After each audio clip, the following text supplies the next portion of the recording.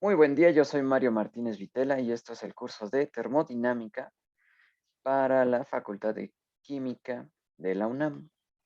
En la sesión de hoy revisaremos las isotermas ideales y empezaremos a compararlas con las isotermas que llamamos reales. ¿Ok? Con ello vamos a hacer evidente la necesidad de un cambio de modelo que describa transiciones de fase. Después empezaremos a revisar el concepto de presión de vapor y haremos un ejercicio sobre la salida de gases en una chimenea de una refinería. Ok, bien. Empezamos a estudiar al gas ideal como este referente universal para el comportamiento de los gases y nos sirve como punto de partida para evaluar otros modelos. Los modelos que se alejen del gas ideal en condiciones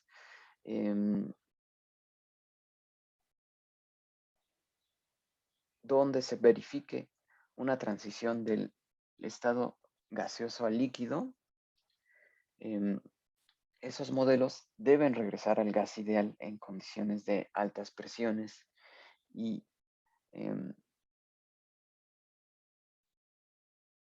distinto ámbito de temperaturas. Vamos a ver cómo es esto.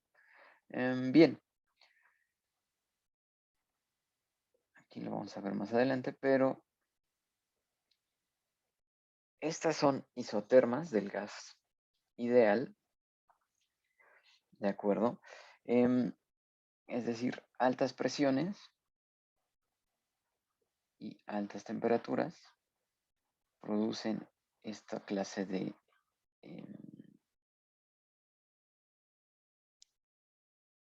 comportamiento, ¿no? Que llamamos como una hipérbole, ¿ok? Y tiene que ver con que en las condiciones en las que tenemos un gas ideal, no debe haber efectos intermoleculares, ¿de acuerdo?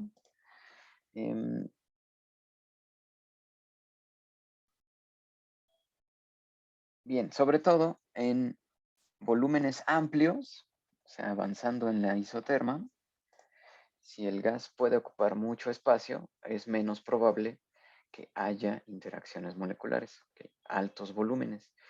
Y como la temperatura es proporcional al volumen, en altas temperaturas es menos probable que se golpeen al ocupar un mayor volumen, ¿ok? Visto como el gas ideal. También, esto también se cumpliría si tenemos una presión baja, en donde implica que hay un volumen amplio que ocupar. ¿Okay? Por ejemplo, un volumen alto en este lado de la gráfica, de este lado derecho, implica una presión baja, ¿okay? Que está marcado aquí por la isoterma. Es decir, un volumen amplio implica una presión baja y implica menos interacciones entre las moléculas del gas. ¿Okay? Así tendríamos un comportamiento de gas ideal. ¿Okay? Entre menos interacciones moleculares haya, más se apega ese gas al comportamiento ideal, básicamente. Obviamente hay desviaciones que vamos a tener que ir estudiando. Bien, vamos a dejar esta isoterma, este grupo de isotermas aquí, y vamos a revisar la tarea que teníamos de la propiedad termométrica que ustedes hicieron en conjunto aquí en estas sesiones. Vamos a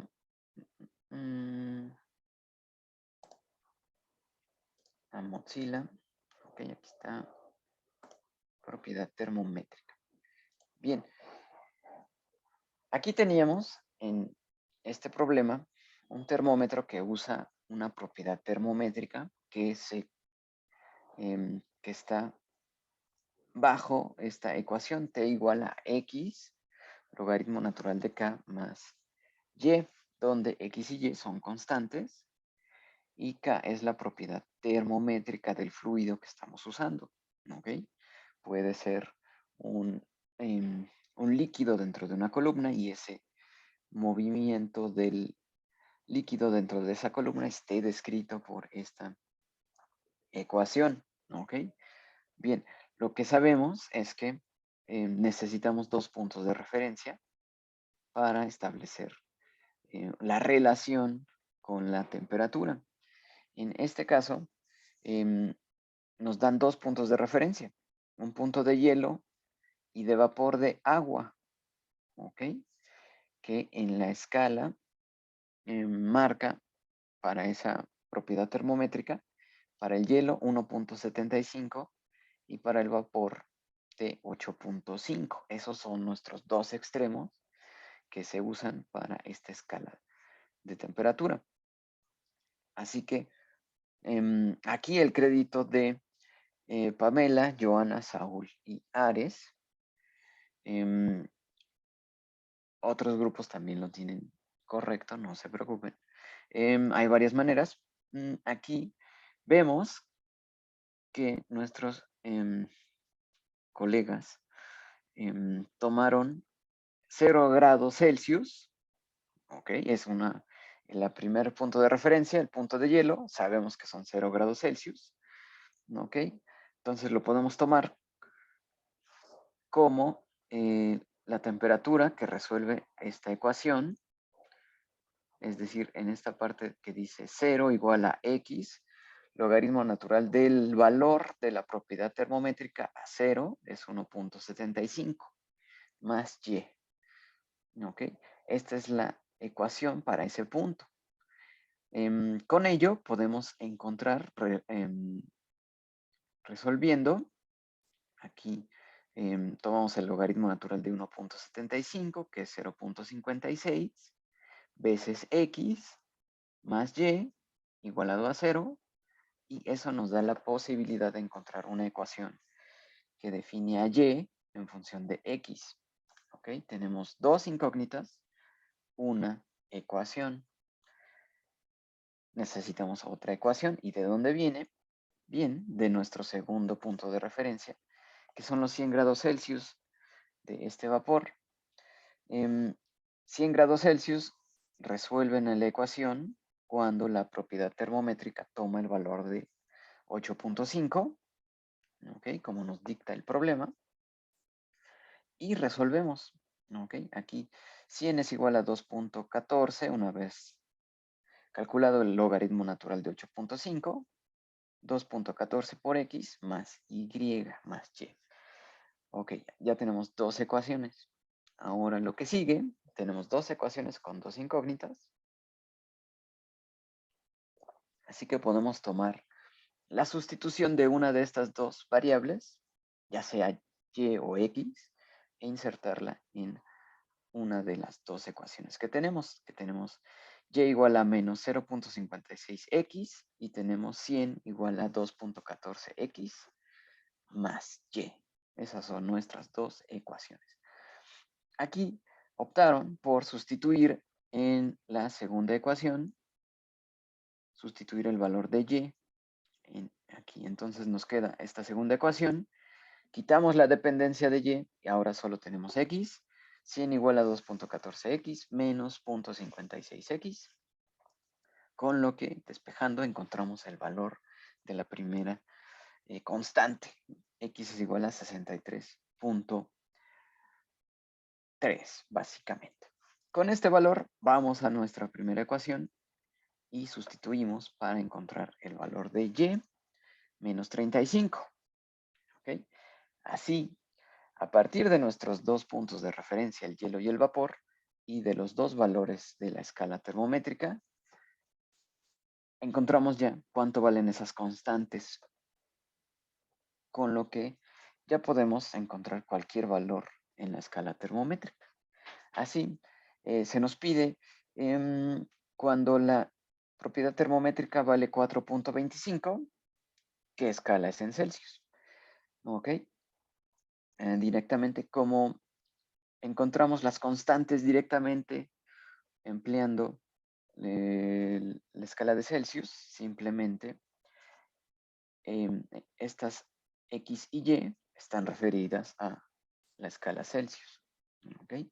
Así que sustituyendo el logaritmo natural de 4.25 menos 35, ¿ok? Y el logaritmo multiplicado por 63, encontramos que 4.25 en esa escala lo interpretaremos como 56.1 grados Celsius. ¿Ok? Así se resuelve. ¿Cómo se puede hacer distinto? Despejando de distinta manera, ya sea X o Y. ¿Ok? Por ejemplo, en el de aquí arriba, en el equipo de Catherine, Enrique, Esther y Gabriel,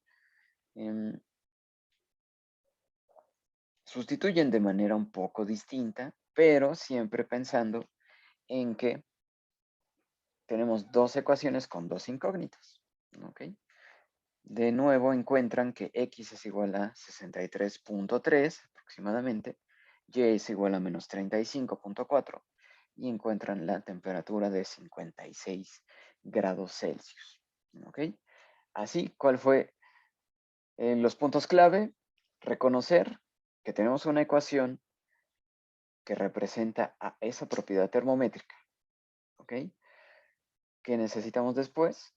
Dos puntos de referencia, en este caso 0 grados Celsius para el hielo, 100 grados Celsius para el vapor, que corresponden a 1.75 y 8.5 de la escala termométrica. Eso nos permite construir un sistema de dos ecuaciones con dos incógnitas, que son X y Y, esas dos incógnitas.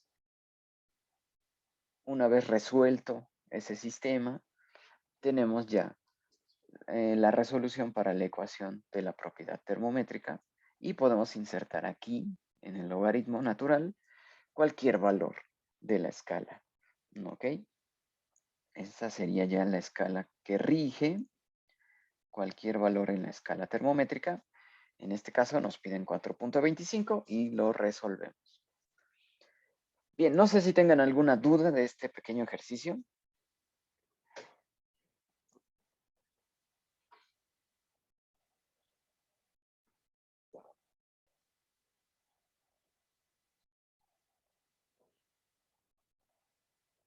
Parece que no, profe. Parece que no, ciertamente. Bueno, ¿qué puede cambiar en este tipo de ejercicios? Puede cambiar la ecuación, puede ser de otro tipo, otro estilo, una más complicada, una más sencilla, pero siempre vamos a buscar puntos de referencia que sí conozcamos. Bien, vamos a nuestra segunda tarea, en la que teníamos una mezcla de gases, el aire, que estaba en ciertas condiciones. Voy a buscar esa notita.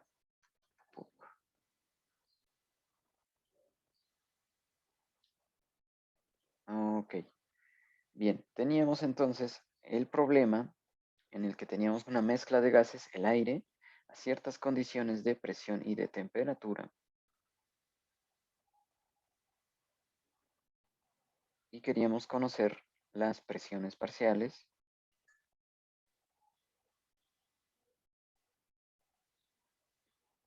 y de tarea ustedes tenían que detectar cuando incorporábamos el CO2. ¿Ok? Bien, vamos a eso. Está aquí. Bien, teníamos los porcentajes en masa del aire seco al nivel del mar, es decir, no contamos el contenido de vapor de agua. ¿Ok? ¿Cuál fue la clave aquí? Empezar a desmenuzar qué dice cada frase de este enunciado. Nos dan porcentajes en masa. ¿Ok? Y vamos a emplear la ecuación del gas ideal para encontrar la presión parcial de cada componente si la presión es una atmósfera.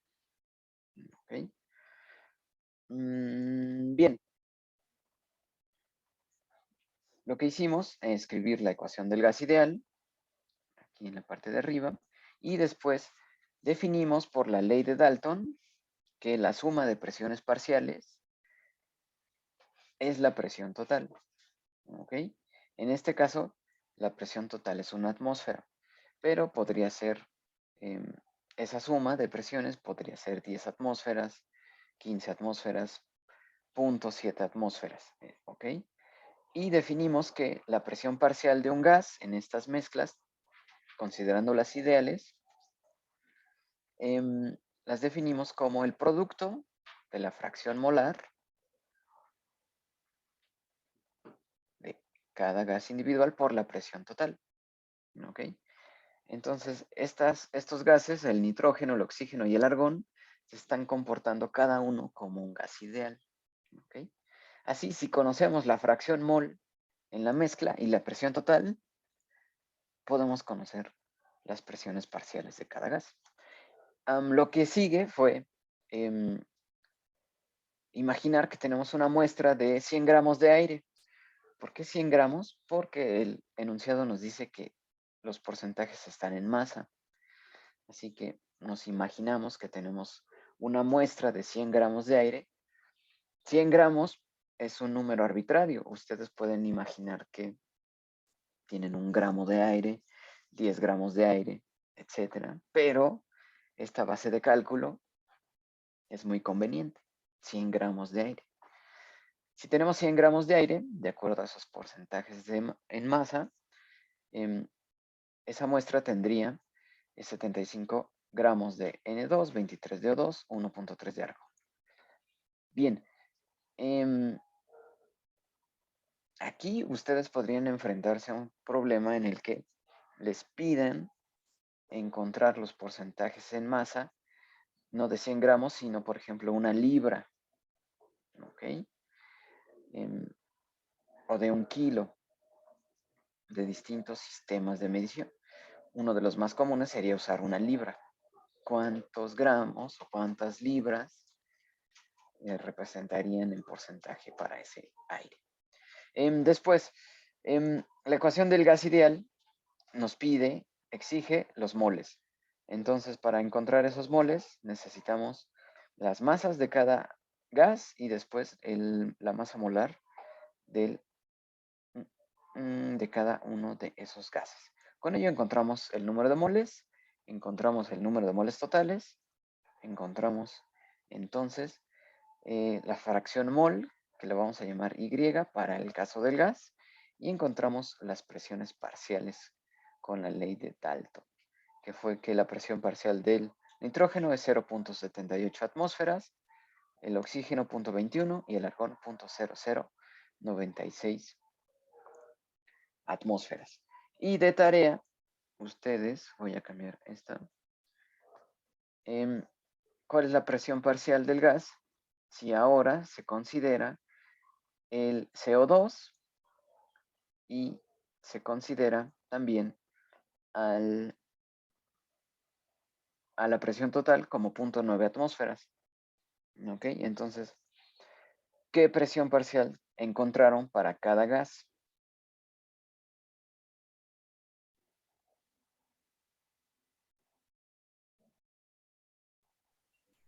Para el nitrógeno yo encontré que fue 0.702 atmósferas.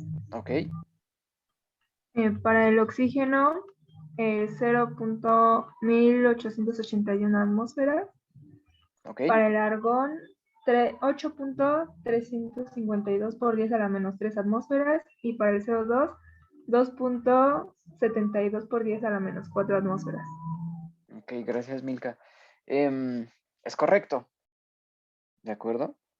Estos porcentajes en masa, considerando el aire, nos dan presiones parciales de 0.703, bueno, en mi caso 0.703 para el nitrógeno, 0.189 para el oxígeno, 0.0084 para el argón y, como nos comparte Milka, 0.00027 atmósferas para el CO2.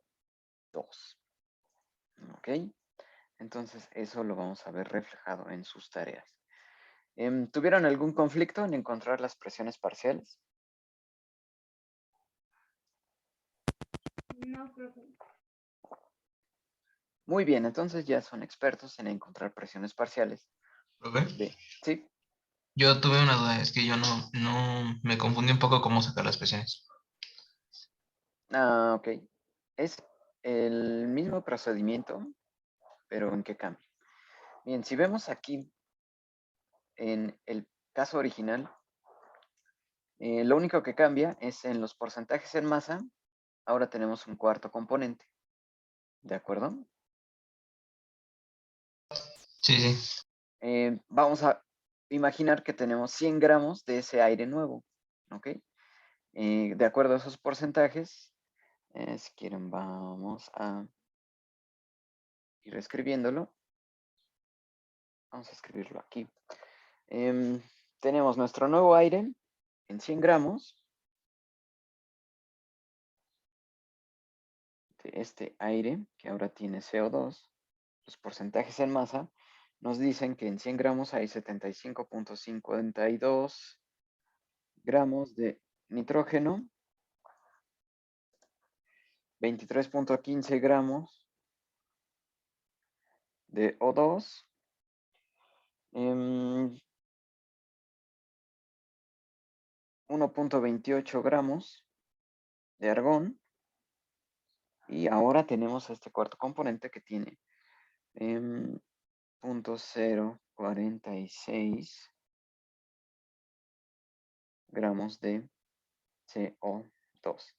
Bien, la suma de estos 4 componentes en esta muestra de aire tiene que ser igual a 100. ¿Ok? Esta es nuestra muestra. Ahora, la presión parcial la tenemos que calcular utilizando la ecuación del gas ideal, que es PV igual a nRT. ¿Ok? Cada gas está ejerciendo una presión I, presión parcial, y está relacionada con el número de moles de ese gas. ¿Ok? La presión total del sistema, concluimos que es la suma de YI por presión parcial. ¿Ok? En este caso, la presión total es 0.9 atmósferas. ¿Ok? Así, no lo vamos a resolver todo, pero lo que sigue, la ecuación del gas ideal nos exige el número de moles, con lo que para encontrar el número de moles podemos emplear la masa que hay presente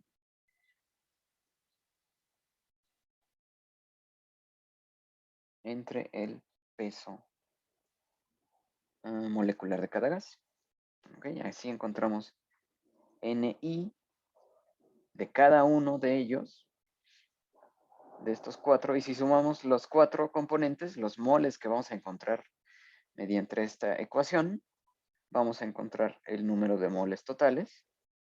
¿Okay? Haciendo esta operación, NI igual a MI entre MW, es decir, tomamos por ejemplo el 75 del nitrógeno entre la masa molar del nitrógeno, que son 28, ¿okay? Y así sucesivamente. Encontramos número de moles de cada uno, encontramos mediante la suma número total, y podemos encontrar después la fracción mol de cada uno de ellos mediante la definición de la fracción mol de cada uno de estos gases. ¿Ok? Después, una vez que tenemos todos los gases, podemos decir que la presión parcial individual de cada uno de ellos es igual a la fracción mol que acabamos de calcular por la presión total, que es 0.9 atmósferas. Okay, con esta ecuación vamos a encontrar lo que les comparto, que son, bueno, si comprueban, la presión parcial del nitrógeno es 0.703 atmósferas. ¿ok? Mediante este procedimiento, que es imaginar que tenemos una muestra de aire de 100 gramos. Con esos porcentajes encontramos cuántos gramos hay de cada gas en este aire. Entonces podemos, con la masa molar, determinar cuántos moles hay en esa muestra de aire. Podemos sumar todos los moles, encontrar las fracciones mol, y con la ley de Dalton, esas fracciones mol las multiplicamos por la presión, que son 0.9 atmósferas, y vamos a ir encontrando cada una de las presiones parciales. Para el nitrógeno es 0.703. ¿Ok? Y así se siguen con los otros 3 gases. ¿De acuerdo? La suma de los 4 presiones parciales, una vez que encuentren para el oxígeno, para el argón, etcétera, y el CO2, la suma de esas presiones parciales debe dar 0.9 atmósferas. Es su manera de comprobar que están correctos. Espero que esté quedando más claro. Sí, profe, ya resolví mi duda. Perfecto, muy bien. ¿Cómo se puede complicar esto? Si les piden que en vez de 100 gramos lo calculen para 1 libra, ¿ok? Que la presión esté en unidades inglesas, ¿ok? Pero básicamente el meollo del asunto es encontrar los moles, ¿de acuerdo? Sacar los moles de donde sea. Ok. Ahora vamos a ver este comportamiento. Ya sea que tengamos un gas solo o una mezcla de aire, lo podemos representar, ya vimos cómo, una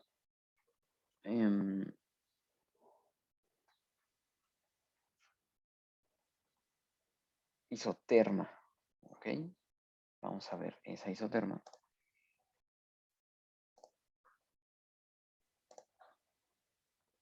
Bien, estos gases entonces se comportan de esta manera. Aumenta el volumen, baja la presión. Si se aumenta la temperatura, va aumentando esta isoterma, ¿ok? En este sentido. Ahora, ¿qué pasa si comienzan las desviaciones del gas ideal?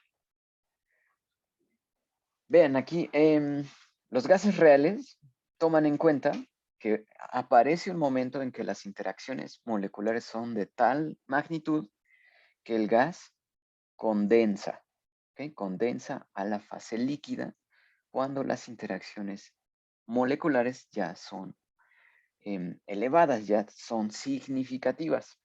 Esto lo vemos de este lado izquierdo. Vamos a empezar.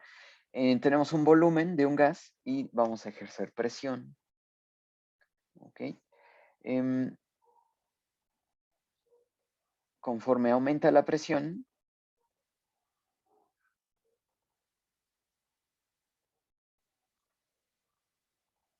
disminuye el volumen. ¿Ok? Y entonces las moléculas comienzan a interactuar de manera significativa.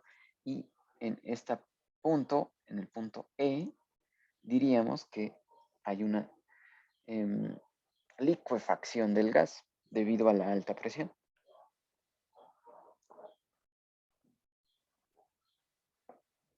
Bien, vamos a ver esto cómo se ve en un diagrama.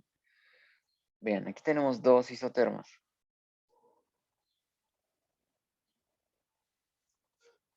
¿De acuerdo?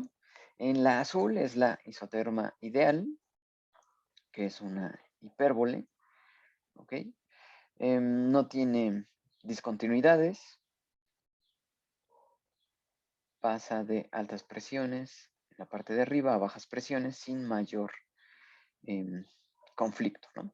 Pero lo que sucede en un gas real, que se comporta como un gas real, es lo que sucede en lo que llaman aquí el punto D al B. Okay, aquí en este caso.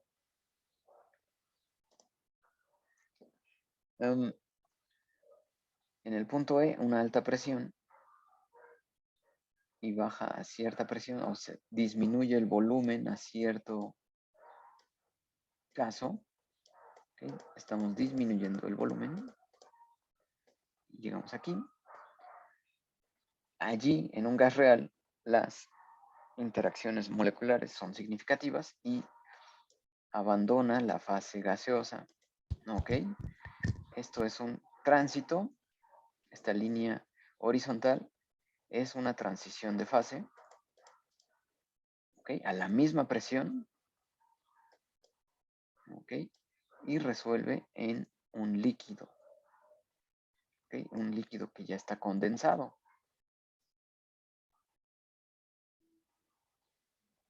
¿De acuerdo? Ese es el comportamiento de un gas real. Vean, si aumentamos mucho la temperatura, este bache, esta discontinuidad, empieza a desaparecer. Si aumentamos mucho la temperatura, esa isoterma vuelve a comportarse como un gas ideal. ¿Okay? Entonces, a baja temperatura podría aparecer el fenómeno de la condensación, lo cual no predice la línea azul. A la línea azul no nos dice, no, no le pasa nada. Pero en la realidad sí le pasa, ¿okay? Y se condensa. Vamos a verlo en otro diagrama. Aquí tenemos el diagrama del CO2, ¿ok? En la línea negra, 50 grados Celsius, es una temperatura alta para este CO2, ¿ok? En la línea negra, el CO2 se comporta como un gas ideal, ¿ok? Y después, si empieza a bajar la temperatura, empieza a haber esta discontinuidad, ¿de acuerdo? En la línea verde ya es un alejamiento de la condición ideal. Empieza a haber este tipo de jorobas, ¿ok? Y después, en la temperatura crítica, que son 31 grados Celsius, definitivamente hay un cambio de pendiente. En esta línea roja es la temperatura crítica del CO2 y crea este punto característico, ¿ok? Esa isoterma característica que llamamos la isoterma crítica. ¿Okay? Si seguimos bajando la temperatura, vean, en la línea naranja ya se manifiesta este cambio de fase. ¿Ok?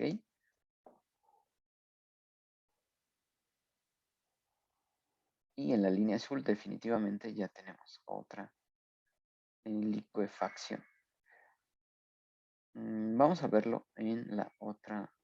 Aquí tenemos el caso del óxido nitroso.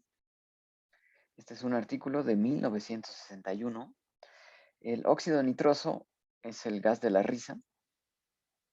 ¿Okay? Por si quieren echarse unos tragos de óxido nitroso, pues les va a causar hilaridad. El gas hilarante es el óxido nitroso. Bien, estas son isotermas, estos pequeños puntitos a altas temperaturas. Se comporta, vean, como el gas ideal, es decir, el producto presión-volumen es una isobara, bueno, una hipérbole a altas temperaturas.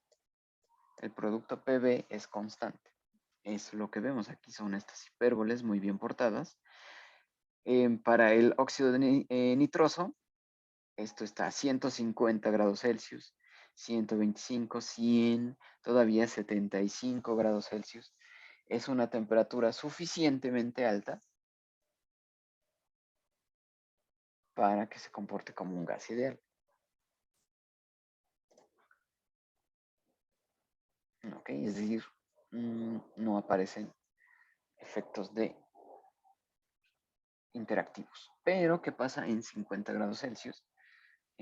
Vamos a destapar esta parte de abajo, pero vean, aquí para la misma sustancia, estas primeras condiciones a altas temperaturas, lo podríamos manejar como un gas ideal, es decir, esas líneas siguen el comportamiento de PV igual a nRT.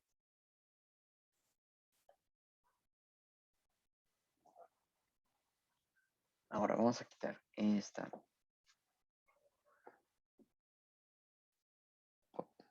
Vean, a bajas temperaturas estamos desde 150 bajamos la temperatura. Aquí ya van en 50 grados Celsius. ¿Ok? Después 40 grados Celsius y allí empieza a haber este punto donde el gas se licúa.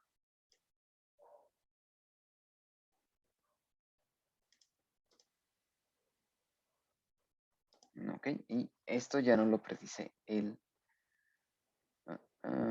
gas ideal, ¿no? Esto, aparición de un cambio de fase, ya no lo predice el gas ideal.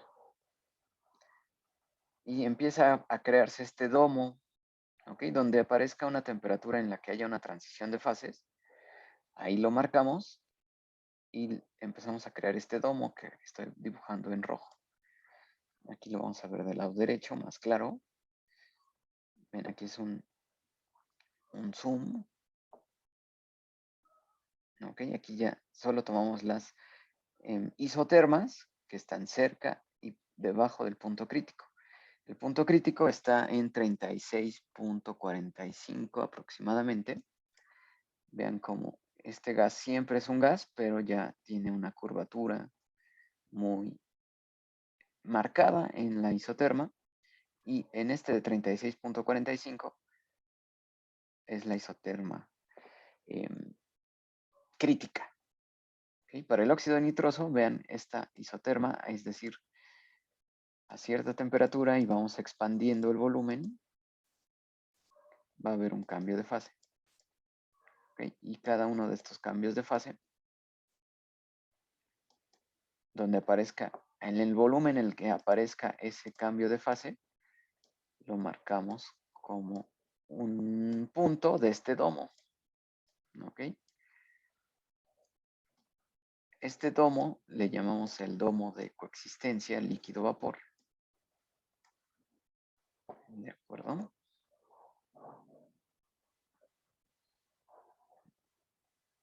Y el punto más alto de estos domos es el punto crítico. La isoterma crítica está en la cúspide de estos domitos que vamos marcando, donde se manifiesta la aparición de otra fase. ¿Okay? Después, del otro lado del domo es cuando se abandonan las dos fases y se tiene una sola fase de nuevo. ¿Okay? Ahora, esta línea recta, estas líneas rectas son isobaras. ¿Ok? Vean, es la misma presión. ¿Ok? Cada presión a una temperatura distinta. 36.1 se mantiene esa presión, 36.2, 36, etc. Son isobaras cada una a una temperatura. ¿Ok? Esta, en este caso, para este gas, esta es la presión de vapor del líquido. Esta presión que se mantiene constante a esa temperatura es la presión de vapor del líquido. ¿Okay? Es decir, si tenemos en ese sistema, voy a dibujar un matracito. ¿Okay? Si tenemos un líquido que ya está en contacto con su vapor, ¿okay? Esto es lo que sucede aquí adentro de este domo. Hay un líquido en contacto con su vapor. Y parte de ese líquido está abandonando la fase líquida y se evapora. ¿Ok? Entonces, parte de ese líquido está creando una presión como vapor. ¿De acuerdo? Esto es la presión de vapor. Aquí en estas isotermas nos lo marcan a cierta temperatura. Hay una presión de vapor, es decir, una tendencia del líquido a generar esta presión de vapor.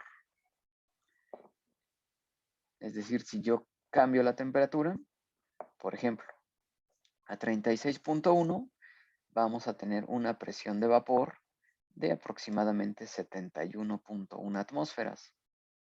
Si aumentamos la temperatura, la presión de vapor en ese matracito, si la aumentamos a 36.4, por ejemplo, la presión de vapor va a ser más o menos casi 71.6 atmósferas. Es decir, aumenta la temperatura y aumenta la presión de vapor. Es decir, cada una de estas líneas va aumentando conforme aumenta la temperatura. ¿Ok?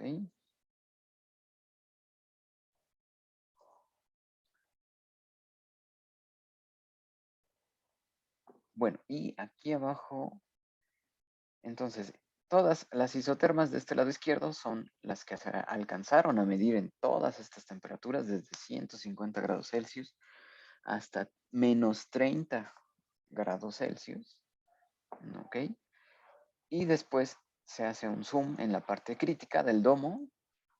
Este domo lo creamos en el momento en que se observan dos fases, la líquida y el vapor, con lo que se crean estas líneas rectas.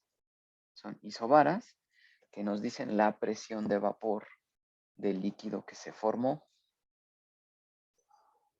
¿Ok? Esto ya no lo describe el gas ideal. El gas ideal es feliz acá arriba, ¿no? Donde no hay nada de estos fenómenos, donde no aparece un líquido. Pero a bajas presiones aparece un líquido. ¿Ok? Aquí bajas presiones se condensa.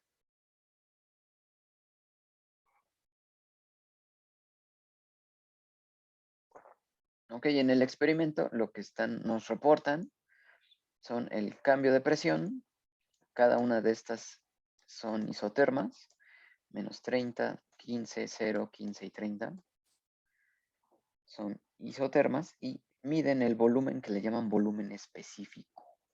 Es decir, miden el mililitros por cada gramo del gas. ¿Ok? Es decir, lo que ellos miden es la masa y determinan qué volumen ocupa.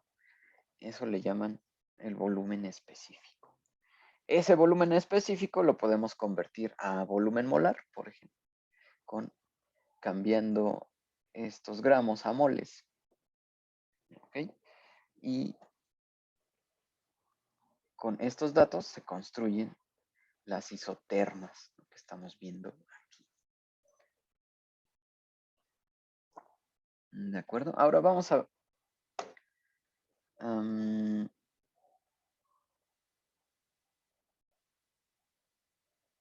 seguir hablando un poco de la presión de vapor, que son estas isotermas.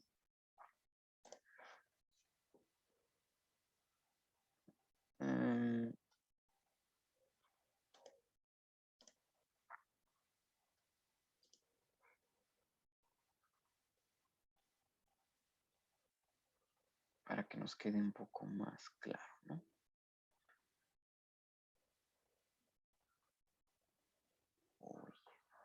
Bueno.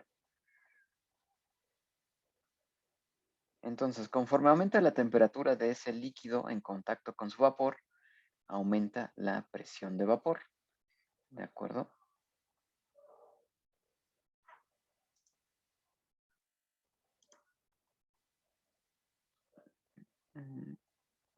Ahora, hay ecuaciones para encontrar esa presión de vapor. Lo vamos a ir viendo. Si quieren, vamos a ver esta gráfica.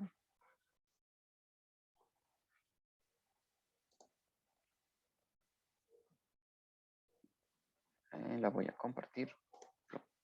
Y plop.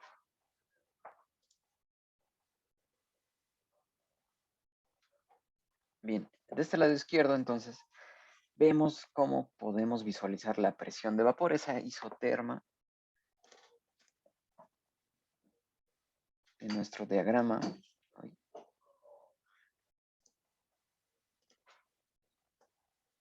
Presión-volumen.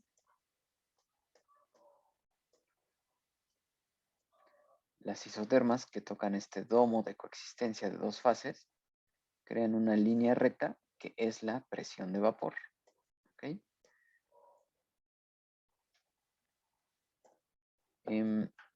Dentro del domo hay un líquido en contacto con vapor, como vemos en este matraz. ¿Ok? Y la presión que está ejerciendo el vapor sobre las fronteras del sistema le llamamos presión de vapor. ¿Ok? Ahora, aquí está cerrado. Bien. Entonces, si aumentamos la temperatura, es decir, nos vamos a una isoterma más alta, vean que aumenta la presión de vapor en el diagrama, ¿ok? Porque hay más moléculas de vapor ejerciendo presión sobre las fronteras del sistema. Si bajamos la temperatura, habrá menos moléculas que se incorporen a la fase gaseosa. ¿Ok? Ahora, si tenemos este experimento y dejamos libre el vapor expuesto a la presión atmosférica, vamos a tener el líquido, ¿ok? Expuesto a la presión atmosférica.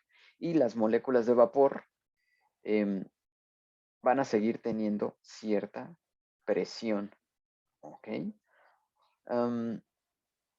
Ahora, si calentamos esto y está abierto a la presión atmosférica, va a llegar un momento en el que la presión de vapor se iguale a la presión atmosférica. ¿Ok?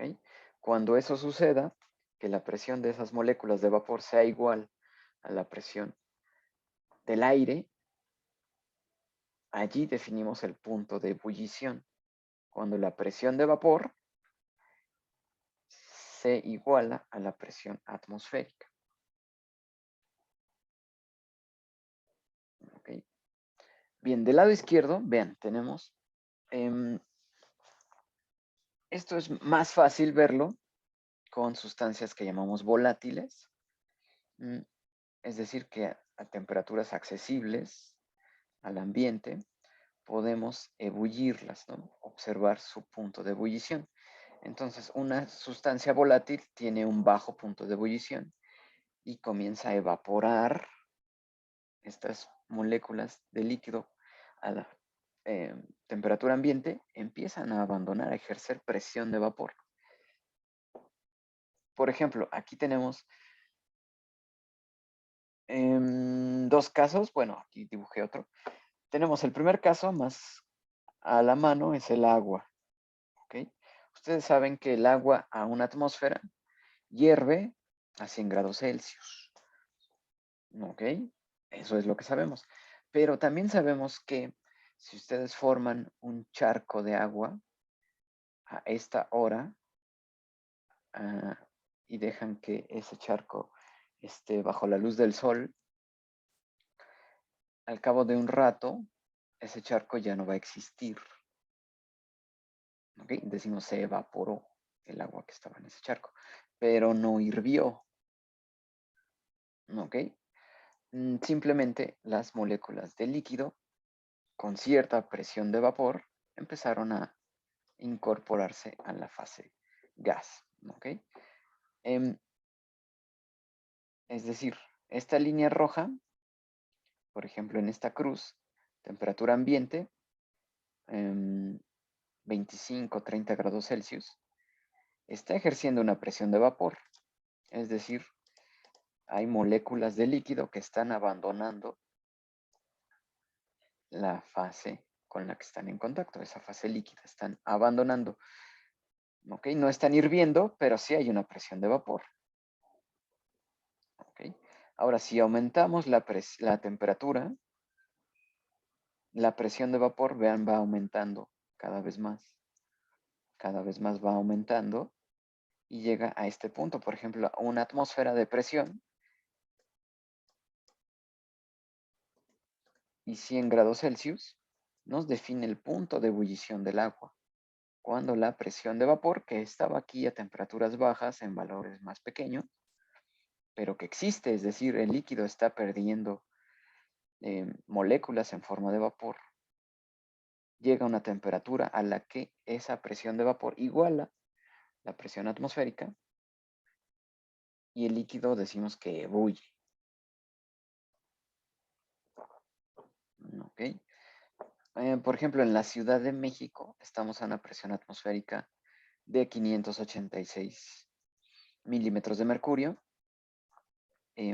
Así que el líquido, en este caso agua, sigue la misma tendencia. Si aumentamos la temperatura, va a estar aumentando la presión de vapor, pero dado que ahora la presión atmosférica es más baja, va a hervir a una temperatura más baja. En la Ciudad de México hierve a 93 grados Celsius. Ya no llega a 100 porque la presión atmosférica es más baja. La presión de vapor igual a la presión atmosférica en una temperatura más baja. ¿Okay? Bien, esta función que está en rojo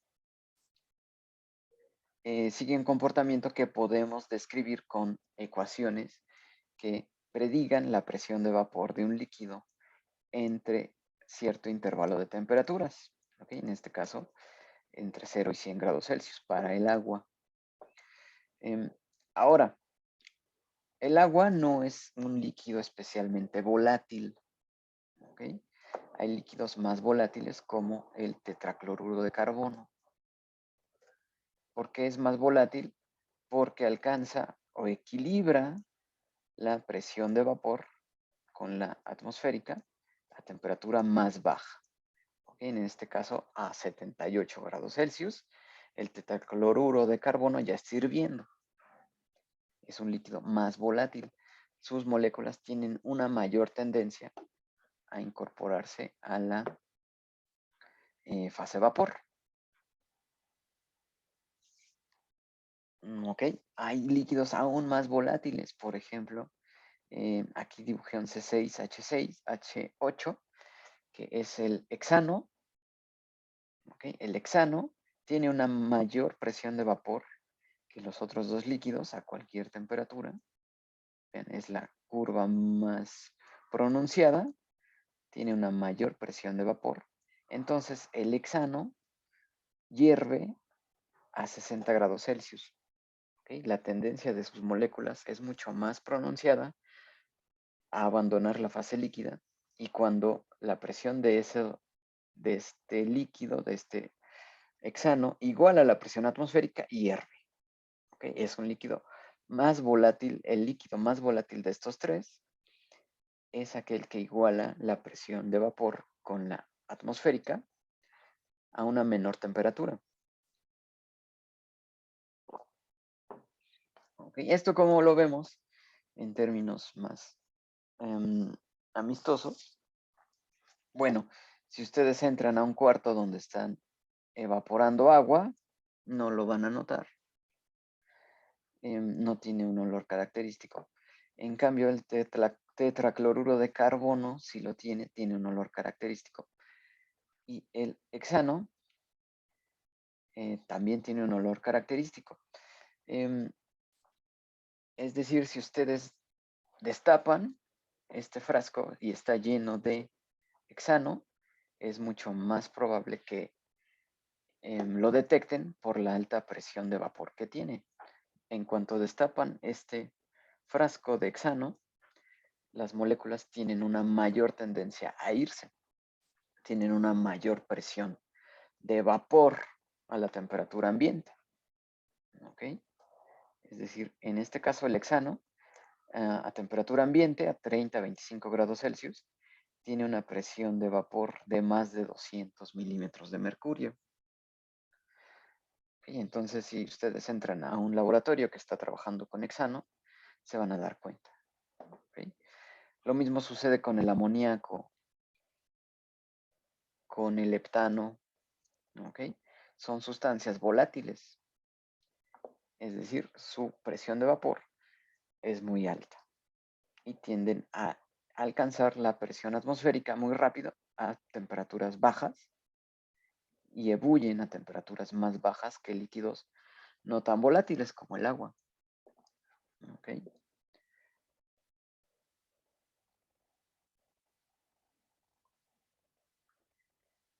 Bien, entonces en el diagrama que estamos estudiando, presión en función de el volumen, la presión de vapor está definida por esta isobara, ¿ok? A distintas temperaturas. ¿Ok? Estos son cortes para esta gráfica.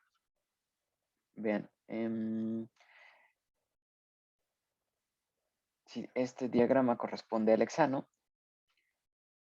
una presión de vapor, por ejemplo, de 200 milímetros de mercurio, en el diagrama se vería por acá abajo, a una temperatura de más o menos 25 o 30 grados Celsius. Después la siguiente isobara, por ejemplo, a 400 milímetros de mercurio, es la presión de vapor de esa sustancia en contacto de las dos fases y se daría más o menos a 50 grados Celsius. ¿Ok?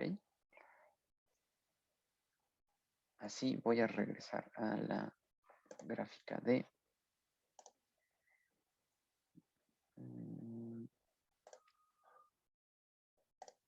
teníamos.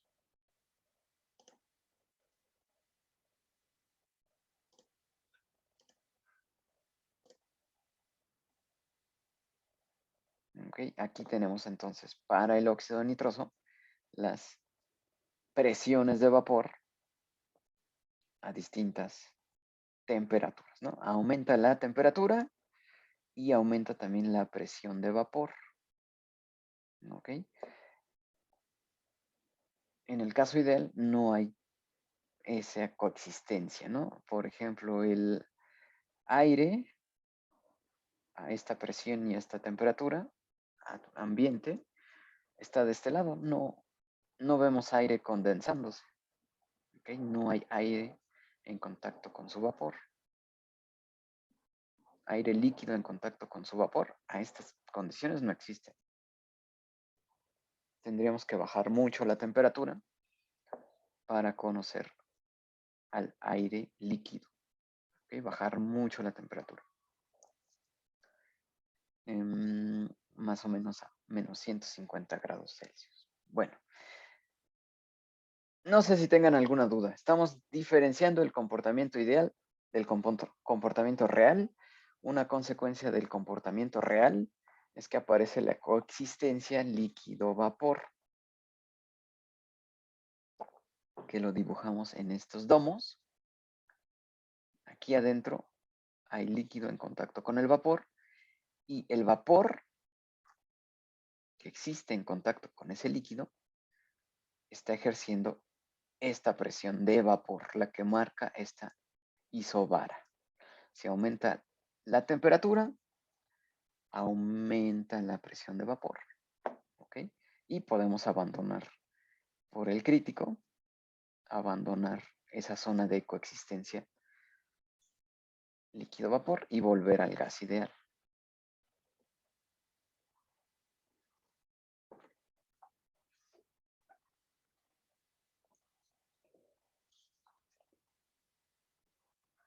Bien. La siguiente clase vamos a hablar más de qué modelos sí pueden predecir este comportamiento. ¿Okay? Necesitamos una ecuación que pueda entrar de este lado y salir de este lado. La del gas ideal no puede, ¿no? No sabe qué es eso. Pero vean que estos comportamientos, en esta azul, por ejemplo, una presión de vapor para el contacto líquido-vapor, tiene este salto, ¿no?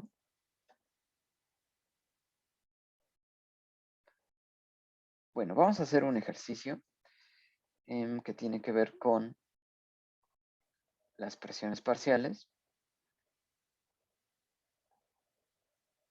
de estos gases ideales, ¿ok?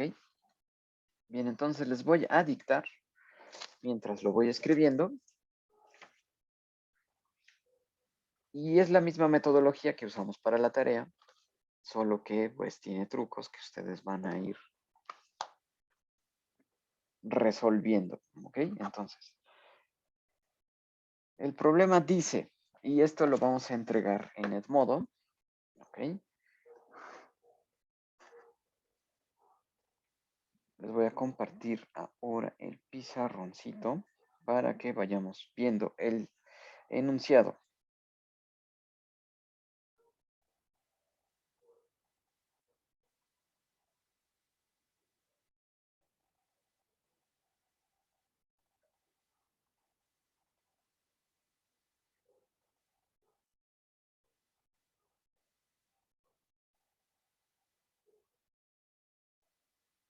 Bien. Dice, un gas de chimenea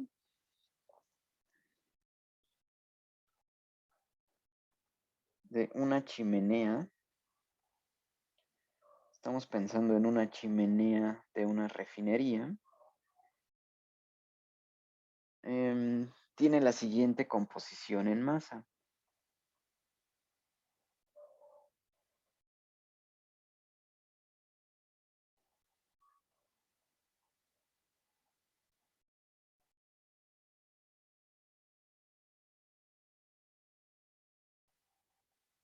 Ok, son porcentajes, ok. Tenemos CO2, 13.97, ok, por ciento. Tenemos monóxido de carbono, 0.20. Tenemos oxígeno, 10.27.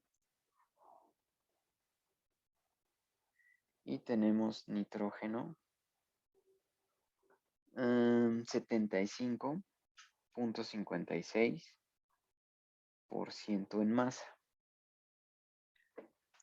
Ok, 4 gases, 13.97, el dióxido de carbono, monóxido de carbono 0.20, oxígeno 10.27 y nitrógeno 75.56. Ok, mediante la ecuación del gas ideal,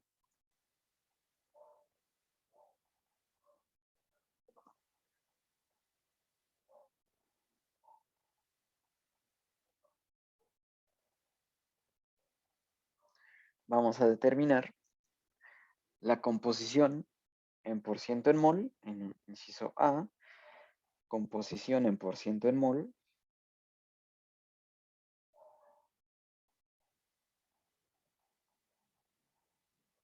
ok, como hicimos en los casos anteriores, podemos usar esos mismos trucos, ok. Aquí viene, por ejemplo, el volumen ocupado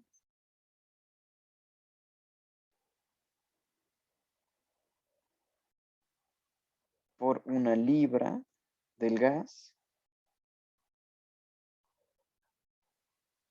¿de acuerdo? Y vamos a hacer más espacio.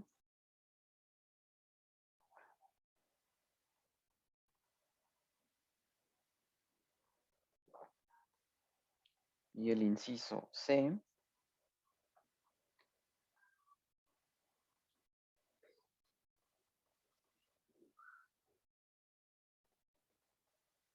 bueno, antes, el volumen ocupado por una libra a 80 grados Fahrenheit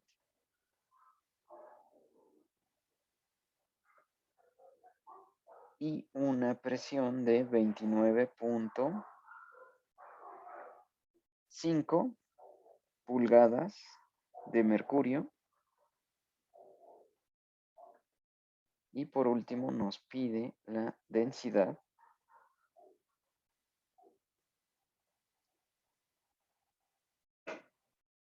del gas en libras por pie cúbico.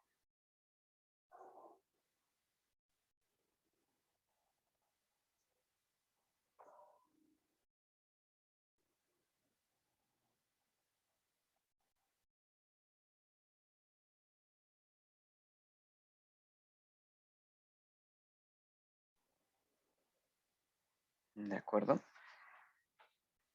Bien, de acuerdo a nuestros dos problemas anteriores, ¿qué es lo primero que podríamos resolver?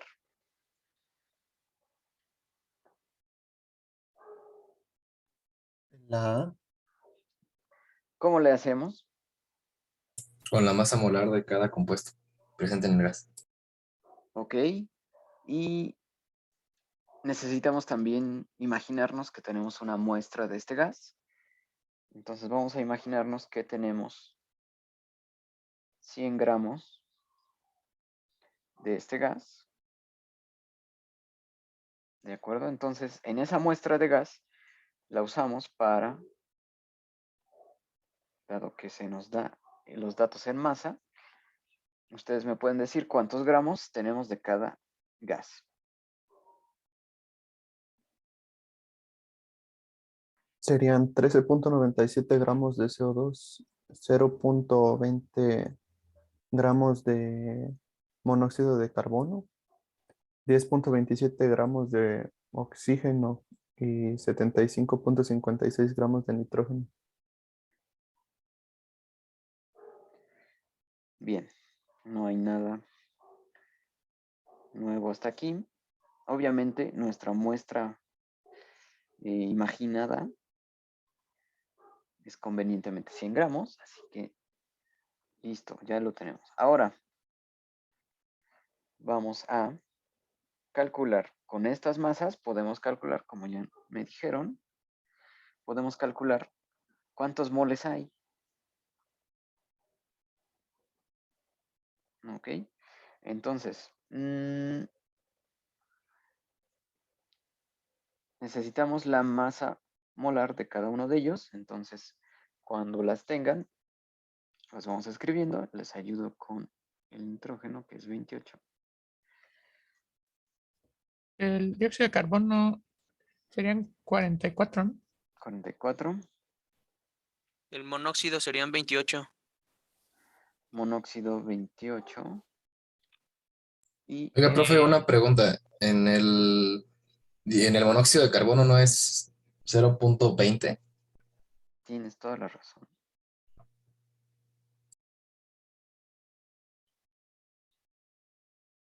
Gracias. Bien. Sí, correctamente. Esto tiene que sumar 100 gramos, obviamente. Y en el oxígeno, ¿cuánto me dijeron? 32. 32. Bien, todo esto está en gramos por mol. Ok, ahora que sigue, que ustedes calculen el número de moles para estos gases. ¿De acuerdo? Entonces, en cuanto lo tengan, lo vamos escribiendo.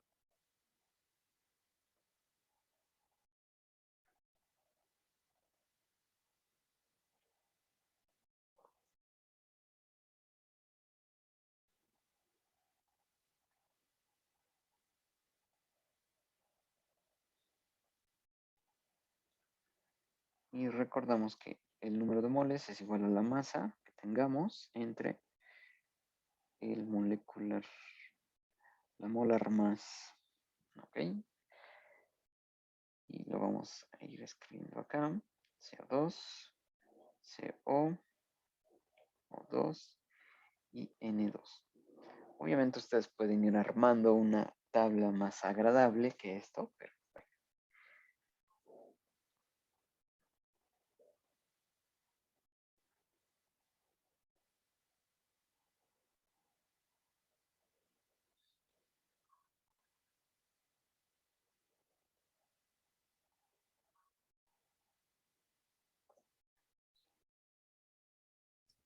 Del dióxido de carbono me dio 0.317 mol.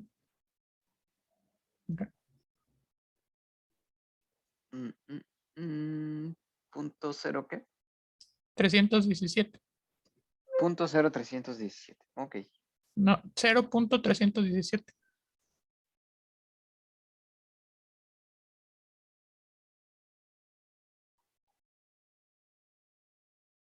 ok. El monóxido me dio 7.14 por 10 a la menos 3.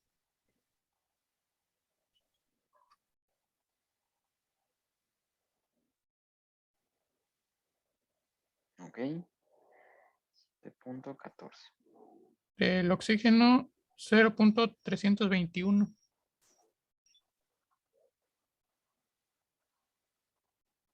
Ujú. Y del nitrógeno 2.7. Bueno, ya lo redondeé. Muy bien.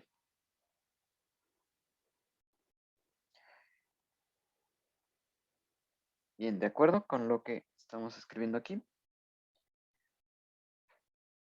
Ahora que sigue.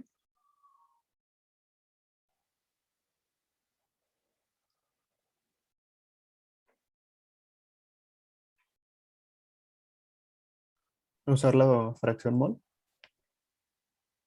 Calcular fracciones mol. Para ello sumamos el número total de moles de esta muestra de gas que nos imaginamos de 100 gramos con estas composiciones en masa. ¿Cuántos moles tenemos en total?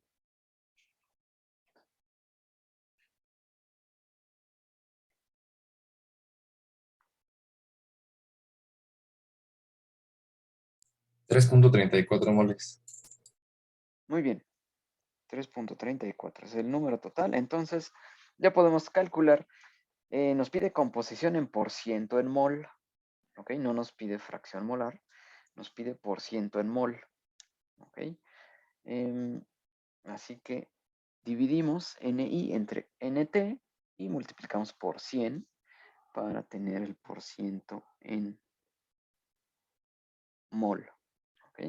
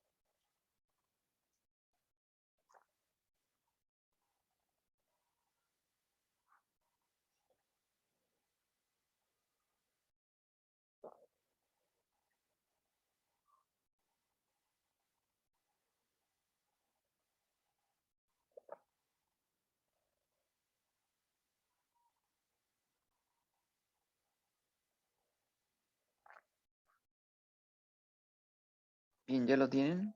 Estos porcentajes en mol.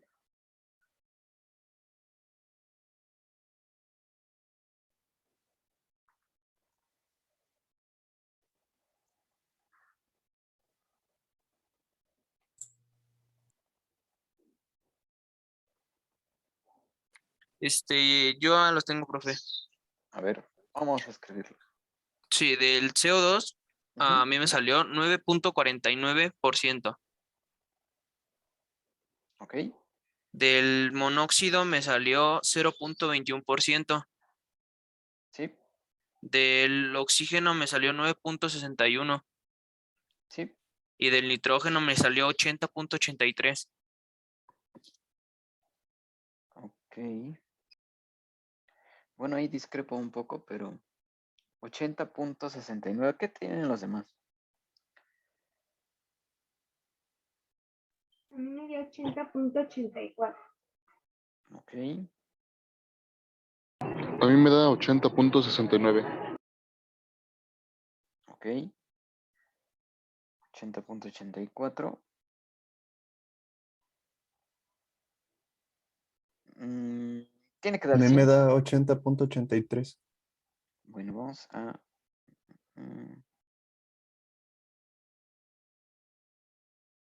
confirmemos que esto suma 100, por favor. Obviamente puede haber ligeras diferencias.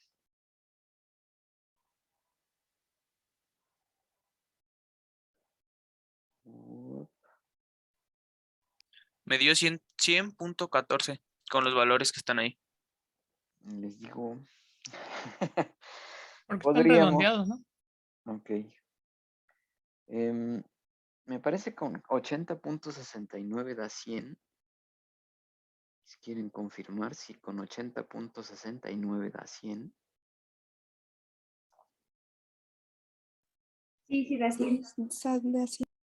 Bien, vamos a irnos con este decimal. Ok. Bien, ya tenemos los porcentajes en mol, no hay problema hasta aquí. Ya tenemos entonces el punto A. Ok. Ahora vamos al B.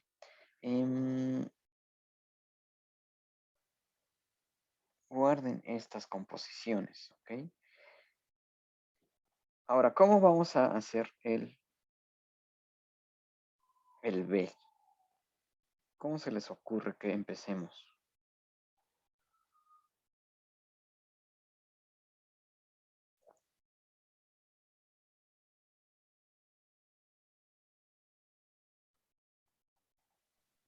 Calcular cuánto equivale una libra en gramos. Ok, allí tendríamos una masa en gramos. Luego, teniendo los gramos, lo pasaríamos a moles con el número de moles totales. De esa libra, claro. O sea, una vez que sepamos cuánto equivale una libra en gramos, de esa muestra que nos están pidiendo, podemos encontrar cuántos moles de cada uno existe, ¿cierto? Y después calcular los moles totales que hay en esa libra. ¿De acuerdo?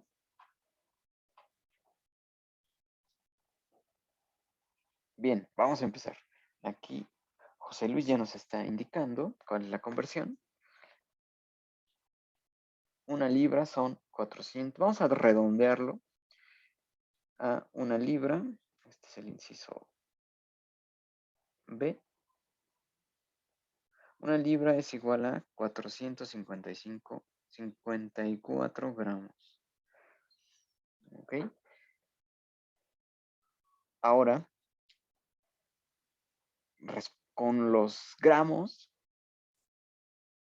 podemos calcular los porcentajes en masa, podemos calcular cuántos gramos de cada uno de los gases hay en esta libra.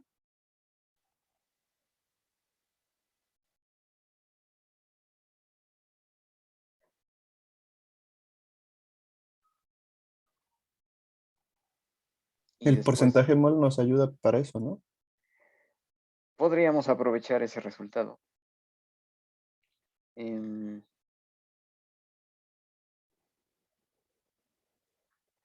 lo que queremos primero es saber cuántos gramos de cada gas hay en esta libra. ¿Ok? Vamos a empezar con eso. ¿Cuántos gramos de cada gas hay en esa libra de acuerdo a los porcentajes en masa?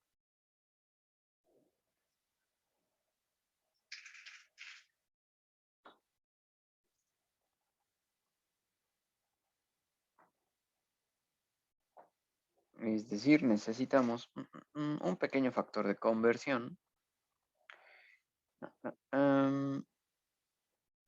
Bien, nosotros sabemos, voy a regresar un poco acá. Por ejemplo, en el CO2 tenemos 13.97 gramos por cada 100 gramos. ¿De acuerdo? Vamos a usar ese factor de conversión. 13.97 gramos de CO2 por cada 100 gramos de aire. Ok. Después tenemos 454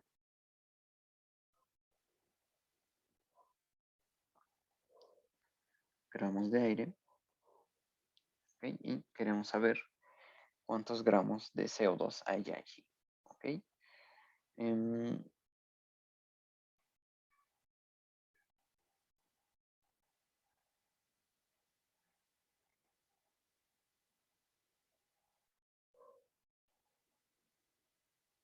De acuerdo, si lo quieren ver como regla de 3, que no es muy correcto.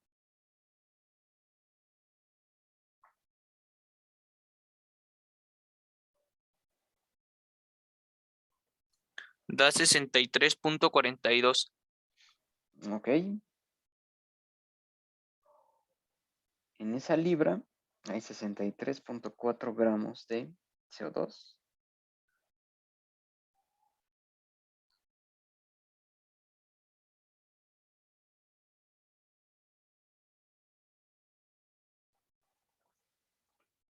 Aquí José Luis nos adelanta, 0.908 gramos para el CO. Ok.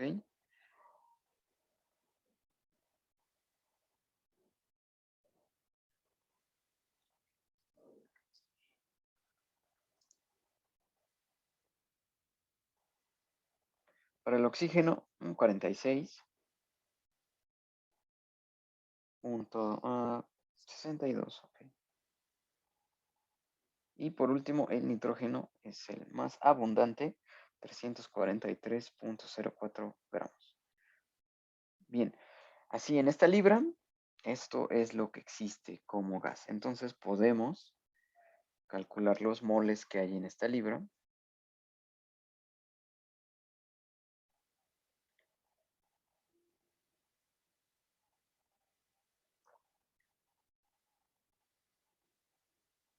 Y en cuanto lo tengan, lo vamos a escribir.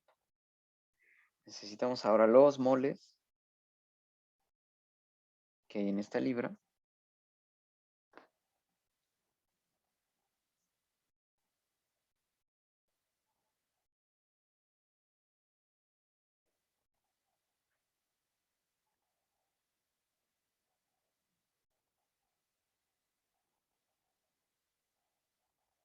Para el CO2 es 1.44 mol.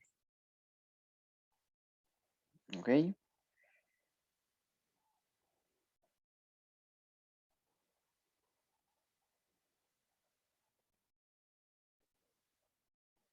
Para el monóxido de carbono, 0.032 mol. ¿Ok? 0.032.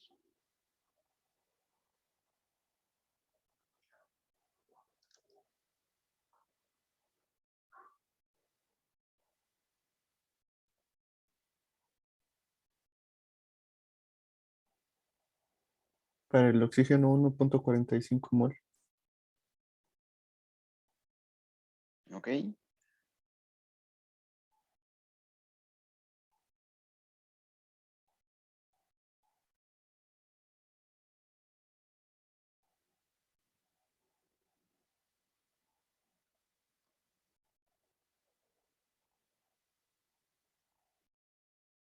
Y en la última serían 12.25 moles. Digo mol, perdón. 12.25. Muy bien. Ahora, ¿cuántos son los moles totales?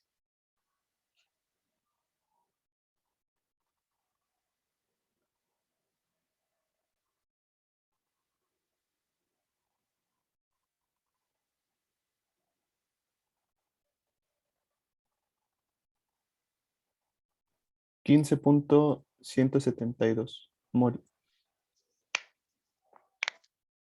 15.72 moles. Ok. 172. De acuerdo. Bien, ahora ya hicimos esto. Ahora, ¿qué hacemos con esto? Profe, una pregunta. Sí. ¿También hubiera sido correcto que lo hubiéramos hecho con el factor de conversión de que por cada 100 gramos, o sea, ¿cómo lo digo? De que 100 gramos equivalen a 3.34 moles de lo que habíamos hecho anteriormente? Podrías comprobarlo. Sí, o sea, es que difirió o sea, a mí me salió 15.163 mol. ¿Está Así muy grande que esa diferencia? O... no es correcta. O sea, usaste la conversión directa a moles. Ajá, en el pasado de 100 gramos de gas nos dio en total 3.34 mol y ya los Ok, 454 pues con ese factor de conversión los convertí. ok. Sí, también es posible. Ok, gracias. Bien, ahora ya tenemos los moles de este aire. Ahora, ¿qué vamos a hacer? La pregunta es, ¿qué volumen ocupa una libra de este gas? A 80 grados Fahrenheit y 29.5 pulgadas de mercurio.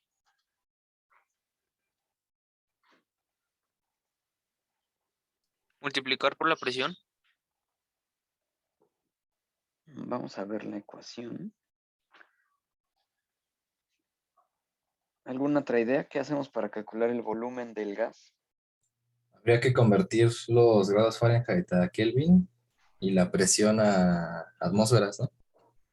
Y ya después despejar la fórmula de PV igual a nRT. Ok, claro que sí. Entonces, ven, tenemos un gas que es ideal. Está compuesto por 4 sustancias independientes, pero nos están diciendo que se comporta como un gas ideal. Así que la suma de moles nos va a decir cómo se comporta el volumen total del gas.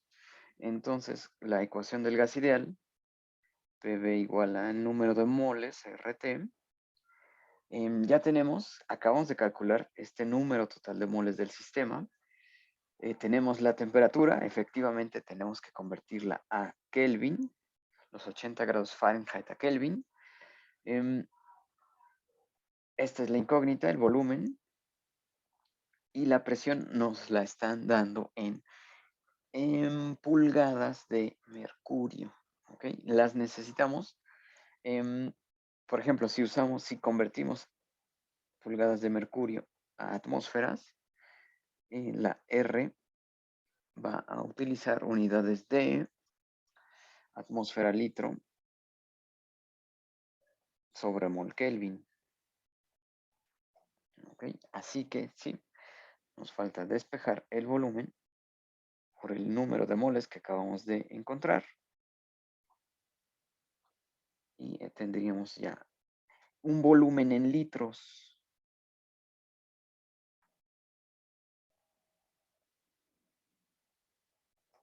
¿Ok? Entonces, ¿qué hay que hacer primero? Hay que convertir los grados Fahrenheit a Kelvin. Son 299.817 Kelvin, profe. Vamos apuntándolo. Temperatura en Kelvin es igual a 80 grados Fahrenheit, pero esto es igual a A 200. 299.817 Kelvin. Vamos a dejar en 82. Okay, 299.82. Vean que es 26 grados Celsius, ¿no? Bien, ahora la presión que está en pulgadas de mercurio. Esa tal vez sea, bueno, a ver cómo lo resolvemos. Pero lo necesitamos en atmósferas.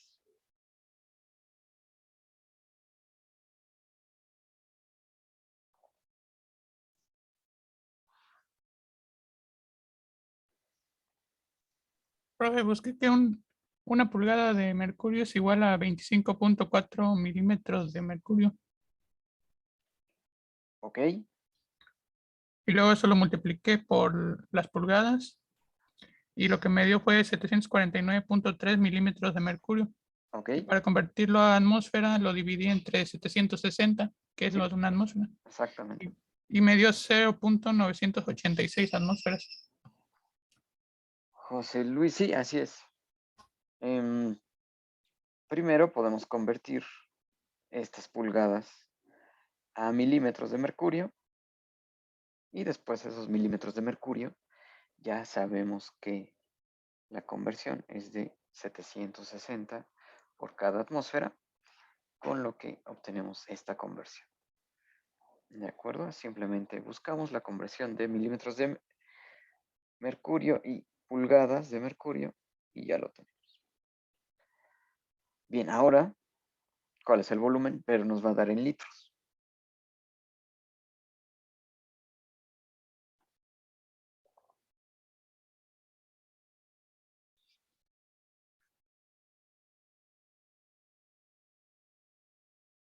Se tienen que sustituir los valores, ¿no? Directamente aquí arriba, sí, en esta ecuación que estoy circulando. Tenemos ya los moles, tenemos R. ¿Qué valor de R vamos a usar? Es el de- 0.082. Ajá. Voy a escribir aquí abajo, 0.082. Atmósfera litro. Atmósfera por litro es una unidad de energía entre mol Kelvin. ¿Ok?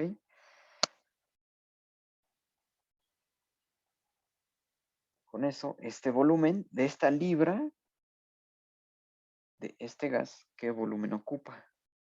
A mí me dio 378.07 litros. ¿Ok? ¿Alguna otra opinión?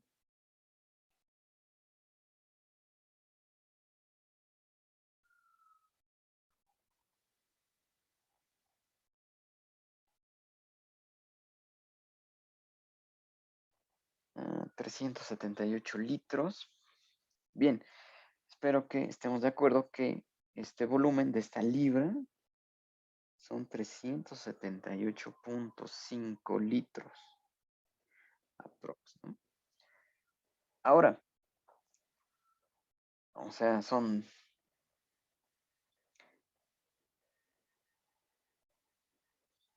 vean cuánto puede expandirse una libra de un gas, ¿no?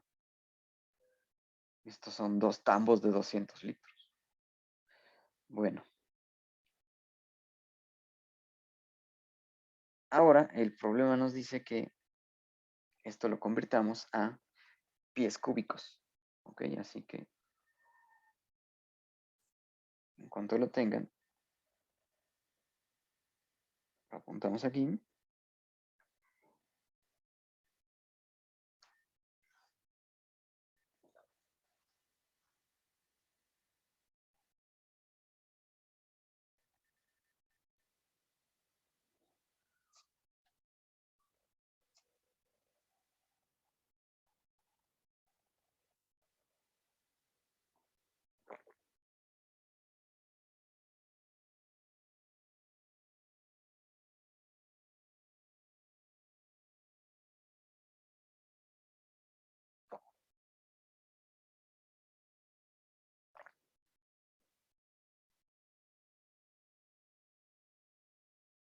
Me da 10.700. Digo, perdón, me equivoqué.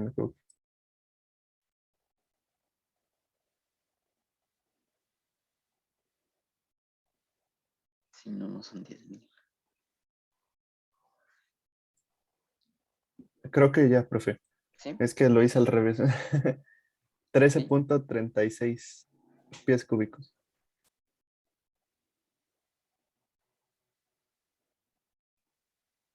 De acuerdo. ¿Cuál es la conversión de pies cúbicos a litros?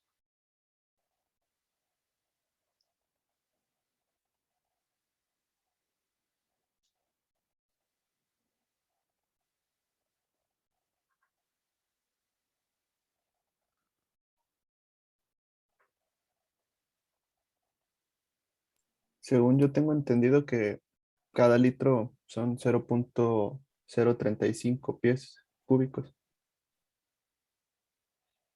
Ok. Bueno, hay varias maneras. Se puede buscar directamente litros a pies cúbicos. O podemos convertir los litros a metros cúbicos. Y de metros cúbicos a pies cúbicos. Por ejemplo. ¿Ok? Bueno, pero este es el resultado. Esa masa, esa libra del gas, con esa composición en mol,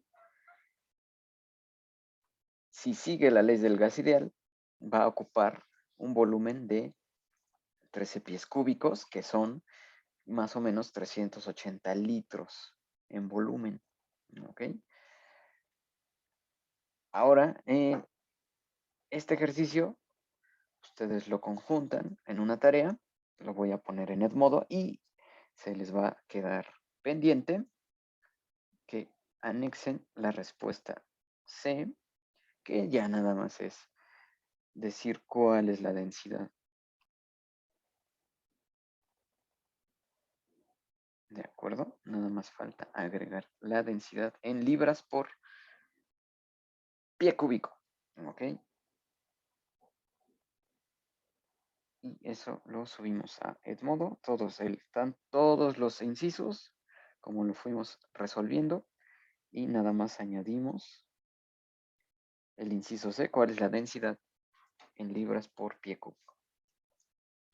¿De acuerdo? Este ejercicio lo voy a compartir. Y también las imágenes que vimos hoy. Y vamos a subir también la para cuando se entrega. Pues si ya casi está listo, yo creo que lo pueden tener ya en 10 minutos, ¿no? Bueno, cuando lo tengan listo, lo suben.